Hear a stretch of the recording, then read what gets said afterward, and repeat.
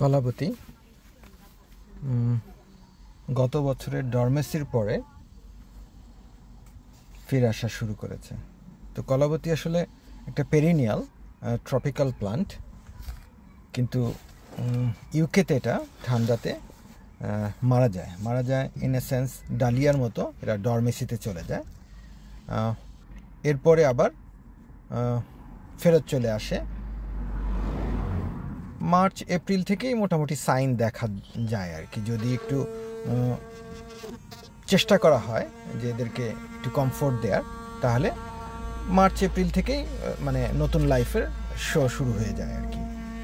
তো আমার এখানে কলাবতী যেটা হয়েছে, পটগুলোতে প্রচণ্ডভাবে গত বছর বেড়েছিল, এবং এখন এই সময়ে যখন এরা জীবন ফিরে পায় তখন কন্টেনারটা, মানে প্লাস্টিকের কন্টেনার, বেশ স্ট্রং কন্টেনার, এগুলো পুরো ডিফর্ম করে ফেলে আর কি।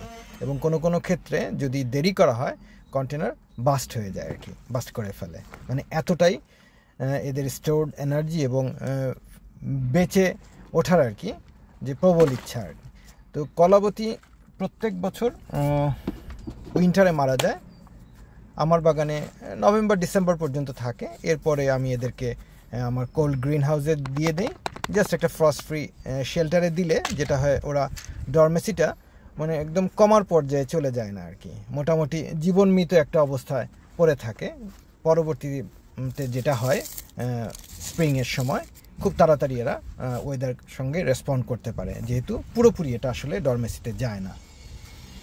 তো আমি গাছ কখনো কেটে ফেলি না, মরা ডালপালা যা থাকে আর কি, এগুলোকে আমি পেঁচিয়ে জাস্ট মালচিং হিসেবে ওইভাবে রেখে দিই আর কি, সো দ্যাট একটা এক্সট্রা ওয়ার্মথ ক্রিয়েট হয় ওখানে, গাছগুলো খুব কমফোর্ট ফিল করে। আমি মানে টের পাই সেটা আর কি, যেটা কেটেছি সেটার কোনো রেসপন্স নাই, অথচ যেগুলো কাটি নাই ওই মরা ডালপালা পেঁচিয়ে সুন্দর একটা ব্ল্যাঙ্কেটের মতো মালচিং করে রাখা হয়, সেগুলো দেখা যায় যে পাতা সরানো মাত্রই দেখা যায় যে ওখানে গ্রোথ চলে আসছে আর কি। এই হচ্ছে অবস্থা। পুরো সিজনে এরা এনার্জি স্টোর করে এই ডরমেসি পিরিয়ডে, যাতে তারা ঠিকঠাক মতো থাকতে পারে এবং পরবর্তী সিজনে আবার ফেরত আসতে পারে। এর জন্যই সারা বছর এরা সুন্দরভাবে এনার্জি স্টোর করে, রাইজম ক্রিয়েট করে, মোর রাইজম ক্রিয়েট করে, এবং সেই রাইজমের প্রেশারে কন্টেনার বাস্ট হয়ে যায়। এবং এটা এক একটা গাছে এক এক রকমভাবে, এক একটা কলাবতী যাতে এক এক রকম হয়, তবে এটাতে প্রচণ্ডভাবে হয়েছে। এই গাছটা অনেক বেশি লম্বা, প্রায় 6 ফুটের ওপরে, পাতার স্ট্রাকচার সবুজ এবং এইজটা আবার হচ্ছে পার্পল একটা লাইন আছে, খুবই সুন্দর।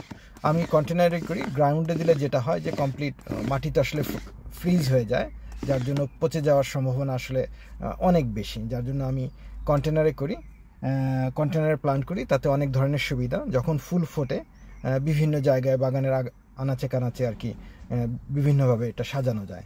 কালকে 2টা থেকে 8টা বানিয়েছি, ফুল দেখার অপেক্ষায় থাকলাম।